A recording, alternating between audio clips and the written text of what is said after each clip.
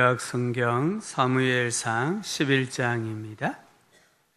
구약 성경 424쪽 사무엘상 11장 14절부터 12장 5절까지입니다.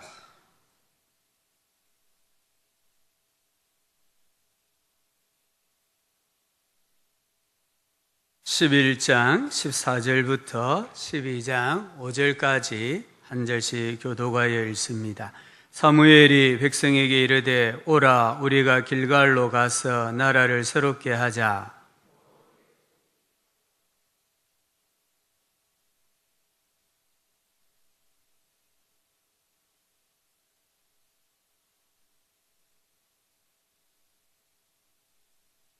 사무엘이 온 이스라엘에게 이르되 보라 너희가 내게 한 말을 내가 다 듣고 너희 위에 왕을 세웠더니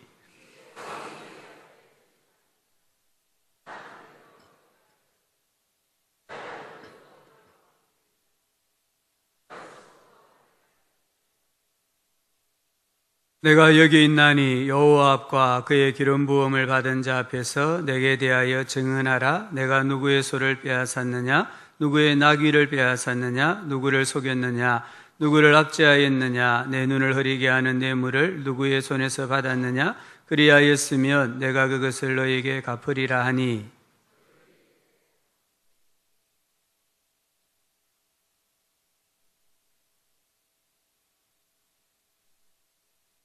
같이 읽읍시다. 사무엘이 백성에게 이르되 너희가 내 손에서 아무것도 찾아낸 것이 없음을 여호와께서 너희에게 대하여 증언하시며 그의 기름 부음을 받은 자도 오늘 증언하느니라 하니 그들이 이르되 그가 증언하시나이다 하니라. 아멘. 오늘 말씀 제목이 신자의 품격. 이 품격이란 말 자체가 아주 어려운 말인 것 같아요. 다르게 말하면 품위 또는 이 품격이란 말은 자리라는 뜻도 있고요. 또 표준이라는 뜻도 있어요.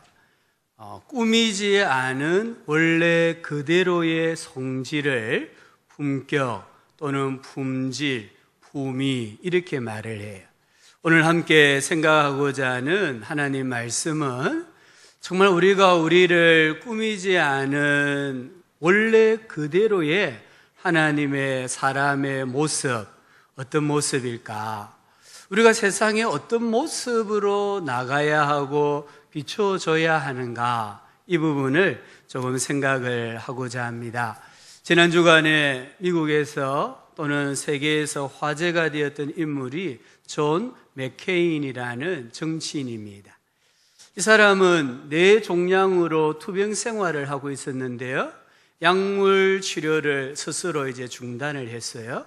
그리고 얼마 되지 않아서 세상을 떠났습니다. 그래서 유명한 또 정치인이 되었어요. 더 유명한 것은 이 존 맥케인의 할아버지, 아버지가 미국 해군 제독을 지낸 명문가 출신의 우리가 흔히 말하는 금수저예요. 근데 이 존 맥케인은 베트남 전쟁이 발발했을 때 미 해군 조종사로 참전을 합니다. 후방에 있어도 되는데 최전방에 가서 전투를 하다가 비행기가 격추당하여 추락을 해요. 그래서 두 팔이 부러지고 다리 하나가 부러진 상태에서 포로로 잡혀가요. 이제 이 베트남과 미군이 포로 협상을 하는데 먼저 이 존 맥케인을 빼내려고 합니다. 그때에 그의 아버지와 그가 거절합니다. 나보다 먼저 포로가 된 사람이 있으니까 먼저 포로된 사람을 먼저 석방을 시켜주면 좋겠다. 그래서 이 존 맥케인은 5년을 포로 생활을 지내요. 그러다가 그가 석방이 되었지만 이 몸이 불구가 되어서 자기 손으로 자기 머리를 한 번도 빗질을 해보지 못하다가 운명을 달리합니다. 그가 세상을 떠났을 때에 신문은 이렇게 보도를 했습니다. 영웅의 품격을 보여준 위대한 미국인이다. 영웅은 어떤 사람이어야 하는가? 금수저는 어떤 사람이어야 하는가를 보여준 사람이 존 맥케인이다. 이렇게 평가를 했습니다. 우리가 지금 계속해서 묵상하고 있는 이 사무엘서, 사실 이 12장까지 사무엘의 사역이 나와요. 그리고 이제 사무엘은 사사로서는 그 직분을 그만둬요. 왜냐하면 왕이 세워졌기 때문에. 어떤 의미에서 이 12장은 사무엘이 사사로서 퇴임하면서 퇴임사에 해당한다고도 볼 수가 있습니다. 사무엘은 하나님 나라의 신자는 어떻게 살아가야 하는가? 우리 신자는 세상에 어떤 모습으로 드러나야 하는가를 우리에게 말씀을 해주고 있습니다. 첫 번째와 두 번째는 은혜의 삶이고 순종의 삶이에요. 사무엘은 하나님 은혜로 세상에 왔습니다. 하나님의 은혜로 지금까지 살아왔습니다. 사무엘은 어머니 한나가 하나님께 기도해가지고 얻은 하나님의 선물이에요. 그래서 하나님의 은혜가 무엇인가를 잘 아는 사람이 사무엘이었고, 어렸을 때부터 지금까지 은혜 아니면 나는 살아갈 수 없다라고 늘 고백하면서 산 하나님의 사람입니다. 그리고 오늘 11장 앞부분에 보면 사울이 왕이 되었습니다. 그래서 첫 번째 전쟁을 치르는데 암몬이란 나라와 전쟁에서 큰 승리를 거두어요.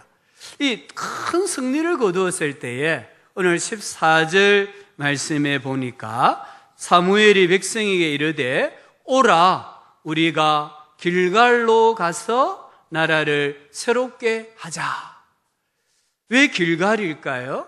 사실 이스라엘 백성들에게는 아브라함과 야곱이 하나님께 예배의 단을 쌓았던 베델이라는 성지도 있어요. 그런데 지금 사무엘은 길갈로 가서 나라를 새롭게 하자, 이렇게 말하고 있습니다. 길갈은 출애굽한 이스라엘 백성이 요단강을 건넌 후에 기념비를 세운 곳이에요. 그리고 그 길갈에서 할례를 행했던 곳입니다. 요단강은 하나님의 명령에 순종한 제사장들과 백성들의 흔적이 남아있는 곳이에요. 절대 순종을 나타내는 상징적인 장소가 길갈입니다. 이스라엘 백성들이 요단강을 건넜습니다. 건너니까 건넌 그 지역의 가나안의 수십 개의 부족들이 마음이 녹았고 정신을 잃어버렸어요. 그래서 이들이 이스라엘과 전쟁하기 위해서 긴장을 하고 있습니다.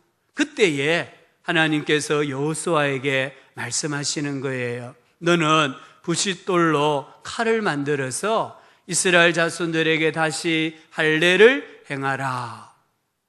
이 명령은 정말 힘든 명령이에요.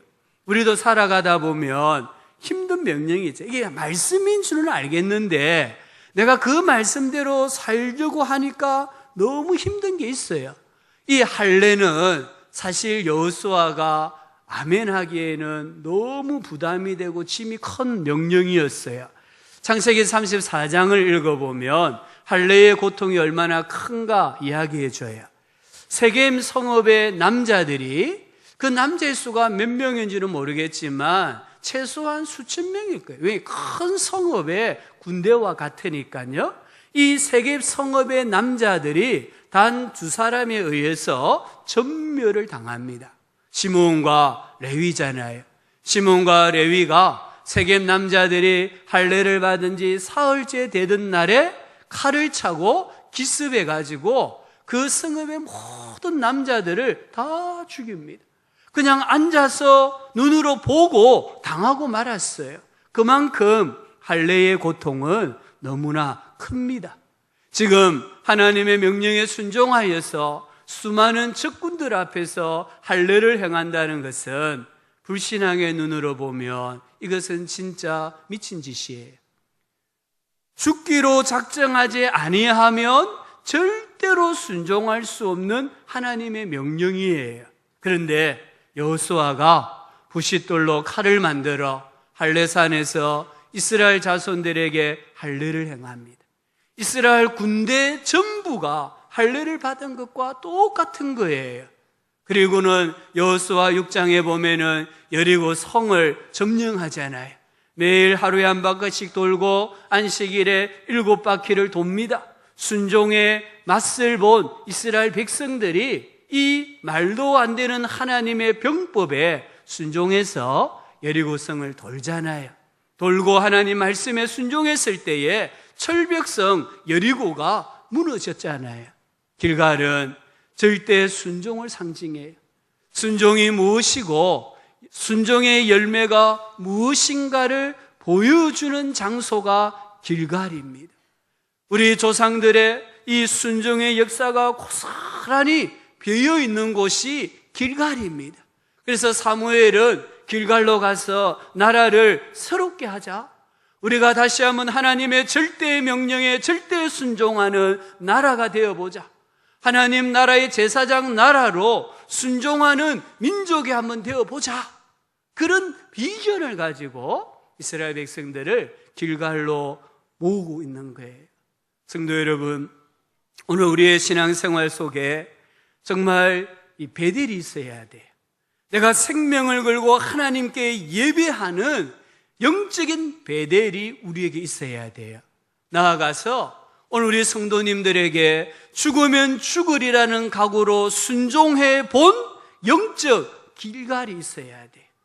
내 의지로는 할 수 없는 순종이었는데 하나님의 성령이 강하게 역사하심으로 내가 순종해서 그 순종의 열매를 먹어본 경험, 영적인 길갈이 있어야 오늘 우리가 하나님 앞에서 신자의 품격을 가지고 살아갈 수가 있습니다. 순종해서 실패하면 공든 신앙의 탑도 무너집니다. 하나님께서 우리 인생을 심판하시는 기준, 상을 주시고 벌을 주시는 기준은 성경을 읽어보십시오. 업적이 아니에요. 공로가 아니에요. 내가 뭘 했는가? 아닙니다. 내가 할 수 있는 일은 하나님이 다 하실 수 있는 일이에요. 하나님께서 교회를, 나라를, 가정을, 한 사람 한 사람을 상을 주시고 벌을 주시는 기준은 하나님의 말씀에 대한 순종이라는 거예요. 우리가 하나님 앞에 절대 순종하면 하나님이 우리 인생을, 우리 가정을 절대 책임져 주시는 줄 믿습니다. 우리는 세상에 이런 모습으로 비춰줘야 돼요. 순종하면서 은혜 받으면서 순종하면서 그렇게 세상에 비춰질 때에 우리는 신자다운 삶을 살아갈 수가 있습니다. 세 번째는 일편단심입니다. 오늘 12장은 사무엘의 퇴임사라고 했죠. 자신의 사사직분을 되돌아보는 과정이에요. 지금 가장 엄숙하고 중요한 시간이에요. 근데 12장 2절을 한번 보시기 바랍니다. 이제 왕이 너희 앞에 출입하느니라. 보라, 나는 늙어 머리가 희어졌고 내 아들도 너희와 함께 있느니라. 내가 어려서부터 오늘까지 너희 앞에 출입하였느니라. 이 2절 말씀이 너무 절실한 것 같아요. 오늘 이 시대에, 물론 사무엘 시대도 그랬지만 지금 우리가 살아가는 이 시대에 이 2절 말씀만큼 절실한 말씀이었고, 이 2절 말씀을 정말 자녀 세대들에게, 다음 세대들에게 간증할 수 있는 어른 세대, 기성 세대가 있다면 교회와 민족은 소망이 있는 줄 저는 믿습니다. 오늘 이 말씀에 보면 어려서부터라는 단어가 나와요. 사무엘이 늙기까지 롱런할 수 있었던, 사명자로 살아갈 수 있었던 원인이 어디에 있습니까? 어려서부터 성전에서 신앙생활을 했기 때문이에요. 어려서부터 하나님의 음성을 들었습니다. 어려서부터 율법을 배웠습니다. 어려서부터 여호와의 영이 충만했습니다. 그래서 그는 백발이 되기까지 하나님 중심, 성전 중심, 교회 중심으로, 말씀 중심으로 살 수가 있었습니다. 오늘 어려서부터 이 말씀을 우리 부모님들이, 우리 조부모님들이 좀 마음에 깊이 새겼으면 좋겠어요. 정말 우리 자녀들, 우리 손자들의 유아 신앙 교육이 얼마나 중요한가, 조기 신앙 교육이 얼마나 중요한가를 우리가 깊이 새겨야 합니다. 디모데가 하나님 앞에 큰 일꾼으로 쓰임받았던 것은 디모데후서 3장 15절에 보니까 내가 어려서부터 성경을 알았나니, 어려서부터 할머니, 어머니 밑에서 성경을 배웠기 때문에 디모데는 젊은 사람이었지만 하나님께 크게 쓰임을 받을 수가 있었습니다. 지금 중고등학교에 가서 교회 다니는 학생 손 들어보세요 하면은 그 비율이 3% 미만이라고 해요. 한 명도 손을 안 드는 반이 수두룩하대요. 오늘 우리가 무슨 수를 썼어라도요, 이 자녀들의 신앙교육, 자녀들에게 하나님에 대한 신앙을 심어주는 일에 우리가 정말 생명을 걸어야 합니다. 하나님 말씀 몇 군데 찾아볼게요. 역대상 29장 11절 12절입니다. 우리 같이 한번 큰 소리를 읽어봅시다. 여호와여, 위대하심과 권능과 영광과 승리와 위엄이 다 주께 속하여 싸우니 천지에 있는 것이 다 주의 것이로소이다. 여호와여, 주권도 주께 속하여 싸우니 주는 높으사 만물의 머리심이니이다. 부와 귀가 주께로 말미암고 또 주는 만물의 주제가 되사 손에 권세와 능력이 있사오니 모든 사람을 크게 하심과 강하게 하심이 주의 손에 있나이다. 아멘. 아멘이에요. 여기 보십시오. 여호와여, 위대하심과 권능과 영광과 승리와 위엄이 다 주님께 속하여 사오니 주권도 주께 속하였고 부와 귀가 주께로 말미암고 주님 손에 권세와 능력이 있고 모든 사람을 크게 하심과 강하게 하심이 하나님 손에 있나이다. 아멘. 그러면 이 자녀들을, 우리 다음 세대들을 누구에게로 인도해야 됩니까? 하나님이잖아요. 하나님 손에 모든 것이 있다고 말씀을 하셨고, 이 말씀에 정말 우리가 아멘하고 이 하나님, 오늘 찬양대가 찬양했던 이 하나님을 내가 정말 믿는다면 우리 자녀 세대들을 하나님께로 인도해야 되잖아요. 그게 부모가 해야 될 사명이고 우리 기성세대가 해야 될 사명이에요. 한 군데 더 찾아봅시다. 디모데후서 3장 16절 17절입니다. 믿음으로 또 같이 읽어봅시다. 모든 성경은 하나님의 감동으로 된 것으로 교훈과 책망과 바르게 함과 의로 교육하기에 유익하니 이는 하나님의 사람으로 온전하게 하며 모든 선한 일을 행할 능력을 갖추게 하려 함이니라. 아멘. 하나님의 말씀은 교훈과 책망과 바르게 함과 의로 교육하기에 유익하고 하나님의 사람으로 우리 자녀들로 온전하게 하고 우리 자녀들에게 모든 선한 일을 행할 능력을 준비시켜 준다라고 말씀하잖아요. 이 말씀을 정말 믿는다면 우리 자녀들을 말씀으로 교육을 시켜야 되잖아요. 이 자녀들이 하나님을 가까이 하고 교회를 가까이 하고 교회 뜰 안에서 마음껏 뛰어놀 수 있도록 부모가 배려해야 되지 않나요? 오늘 이 2절 말씀에 또 한 가지 중요한 단어가 나옵니다. 오늘까지입니다. 어려서부터 오늘까지 사무엘의 현재입니다. 어려서부터 오늘까지 한 쌍이에요. 시작이고 끝이에요. 무엇이 어려울까요? 어려서부터 어려울까요? 오늘까지가 어려울까요? 둘 다 어려워요. 제가 볼 때는 그래요. 그런데 조금 더 어려운 게 오늘까지인 것 같아요. 죽기까지 신앙을 지킨다는 게 쉽지가 않습니다. 대학에 들어가고 사회 직장 생활을 하고 결혼을 하고 또 늙어 노년이 되기까지 예수님에 대한 신앙을 가지고 교회 중심으로 산다는 게 정말 어려운 것 같아요. 한평생 예수님만 바라보고 살기가 쉽지가 않습니다. 그래서 오늘 우리 교회 안에 어려서부터 늙기까지, 어려서부터 백발이 되기까지 예수님만 바라보고 한평생을 살아온 우리 어르신들을 존경해야 하고 공경해야 하고 그분들의 신앙의 지혜를 우리가 존중할 줄 알아야 합니다.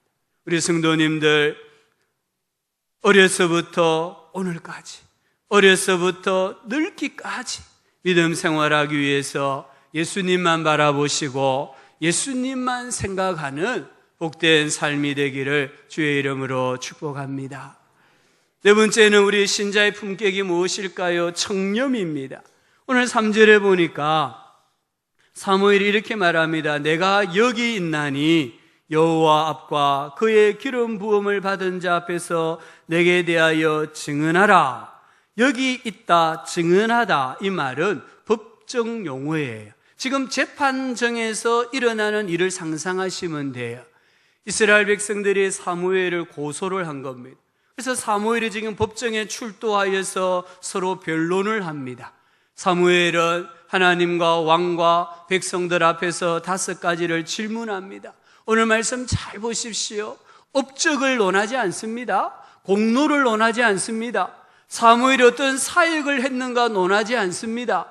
오늘 사무엘은 이스라엘 백성들에게, 하나님에게, 왕에게 이런 질문을 합니다. 내가 누구의 소를 빼앗았느냐? 누구의 나귀를 빼앗았느냐? 누구를 속였느냐? 누구를 압제하였느냐? 내 눈을 흐리게 하는 뇌물을 누구의 손에서 받았느냐? 그러니까 4절에 이스라엘 백성들이 당신은 우리를 속이지 아니하고 압제하지 아니하고 누구의 손에서든지 아무것도 빼앗은 것이 없나이다 증언하잖아요. 그리고 5절입니다. 5절 성경 한번 보십시오. 사무엘이 백성에게 이르되 너희가 내 손에서 아무것도 찾아낸 것이 없음을 여호와께서 너희에게 대하여 증언하시며 그의 기름 부음을 받은 자도 오늘 증언하느니라 하니 그들이 이르되 그가 증언하시나이다 하니라.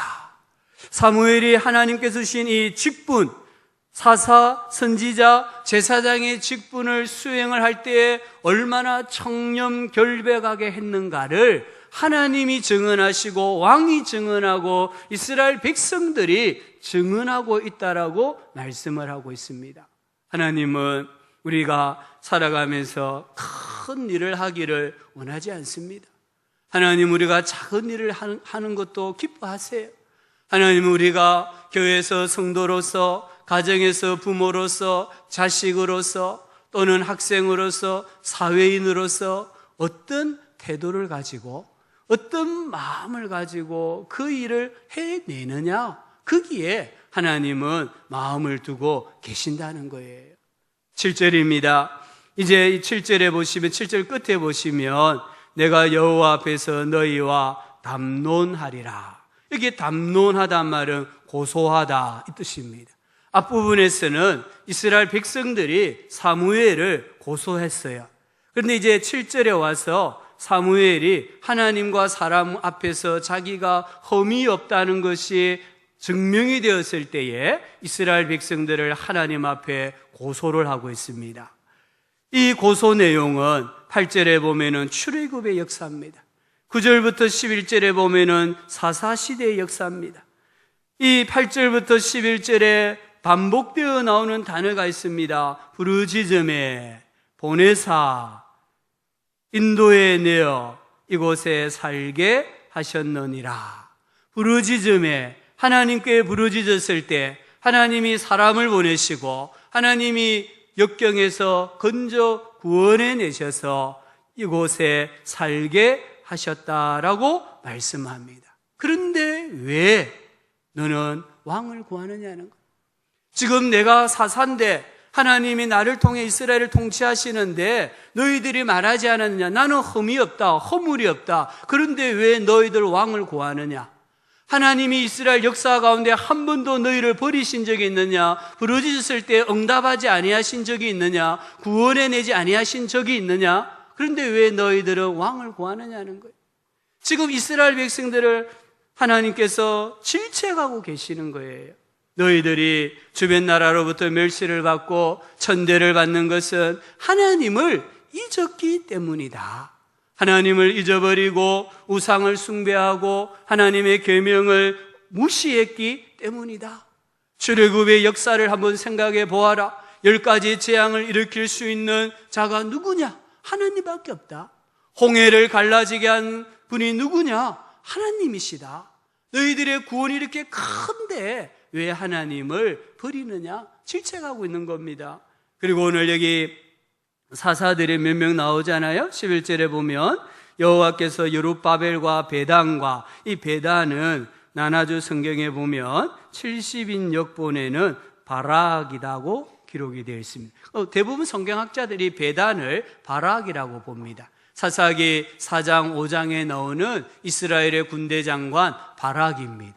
이 바락이 야빈의 군대 장관 시스라와 전쟁을 하는데, 이 전쟁의 시스라의 무기라고 할까요? 시스라의 군대가 철병거 900대를 가지고 있다고 했습니다. 이 철병거는 현대식 무기로 말하면 탱커입니다. 탱크 900대를 앞세워서 전쟁을 지금 하고 있는 거예요. 그런데 이 바락이 믿음으로 나가서 승리하잖아요. 이 900대 이해가 안 되십니까? 출애굽기 14장에 보면 애굽의 바로 왕이 이스라엘 백성들을 내보내고 난 뒤에 후회가 되는 거예요. 그래서 이스라엘 백성들을 다시 포로로 잡아오기 위해서 탱크 몇 대를 보내느냐 하면 600대를 보내요. 600대. 그런데 지금 이 시스라가 거느린 탱크는 무려 900대예요. 이 전쟁에서 바락이 승리를 했다는 겁니다. 왜요? 하나님이 함께 하심으로 말미암아. 그래서 지금 사무엘이 백성들에게 왕을 구한 것이 얼마나 큰 잘못인가를 질책하고 있습니다. 14절입니다. 12장 14절 넘어가서 우리 같이 한번 말씀을 읽어보겠습니다. 너희가 만일 여호와를 경외하여 그를 섬기며 그의 목소리를 듣고 여호와의 명령을 거역하지 아니하며 또 너희와 너희를 다스리는 왕이 너희의 하나님 여호와를 따르면 좋겠지만은, 여기 세 가지 품격이 더 나옵니다. 다섯 번째는 하나님을 경외하는 삶입니다. 경외하다, 두려운 감정을 말해요.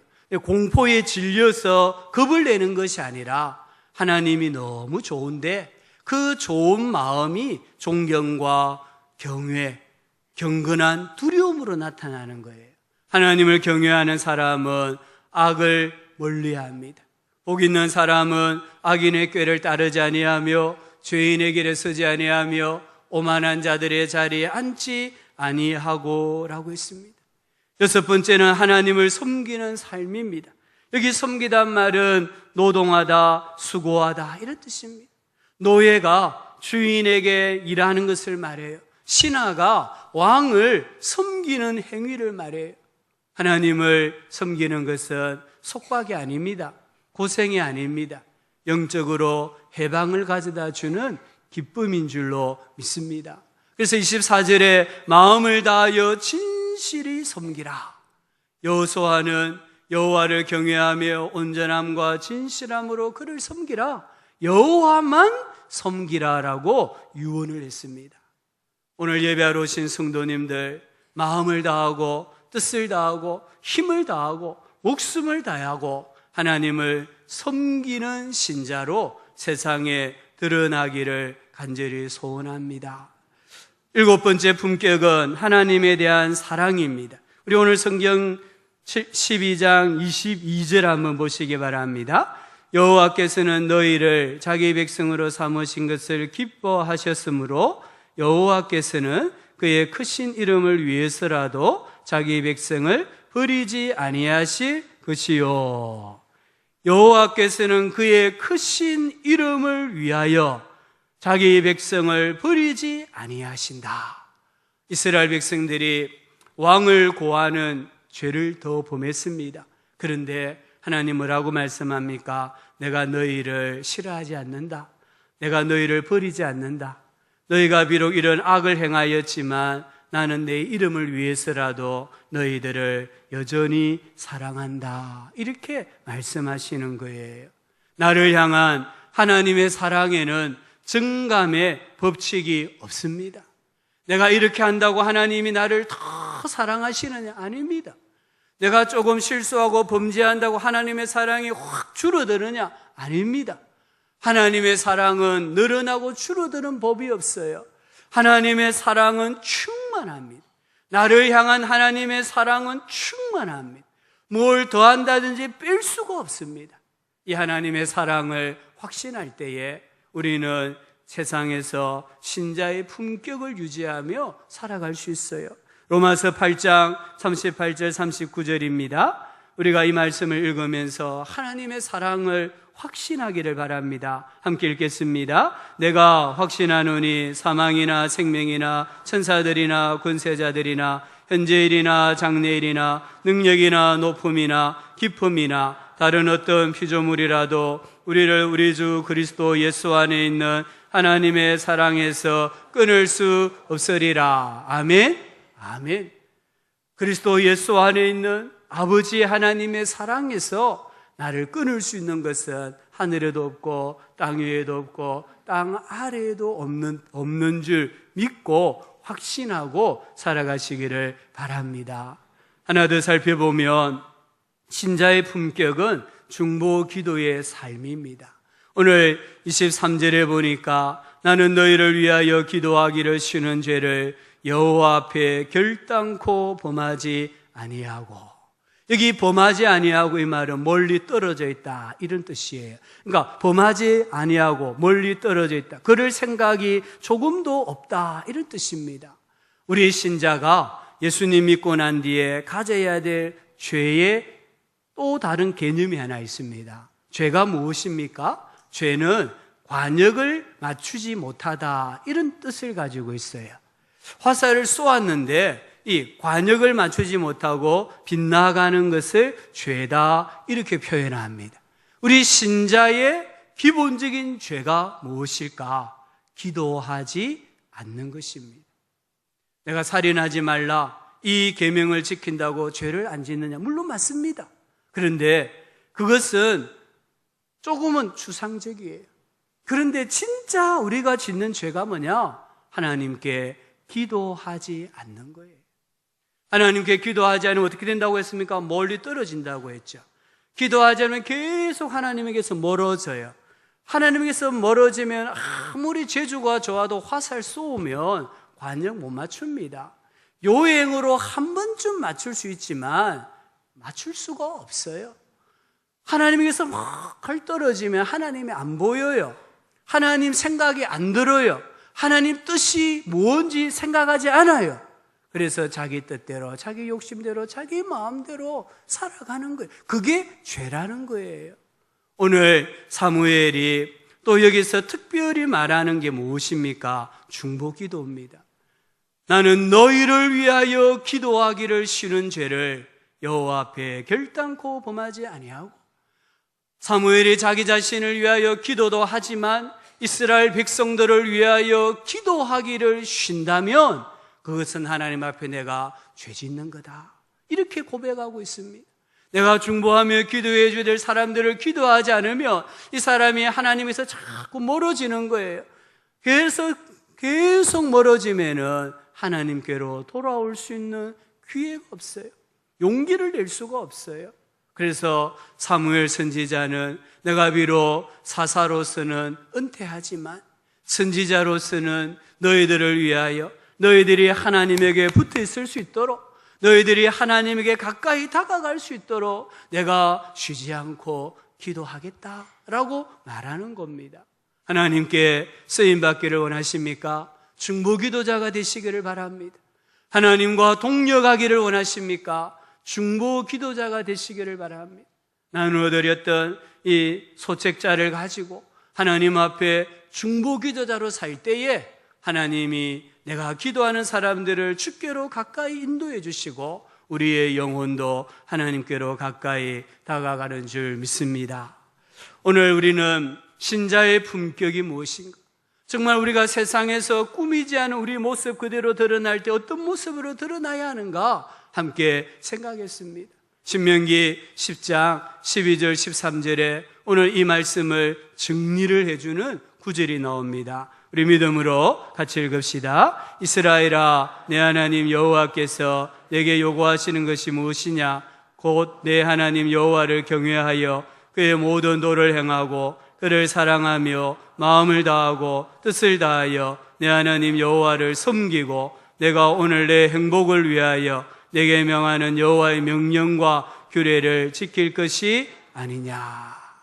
이 하나님의 말씀을 우리가 마음에 깊이 생각하고요, 정말 신자의 자리, 신자의 표준, 내 모습 꾸미지 않고 그대로 세상에 드러나는 이런 복된 신자가 되고 하나님을 자랑하는 신자가 되고 천국 백성으로 살아가는 신자가 될 수 있기를 예수님의 이름으로 축원합니다.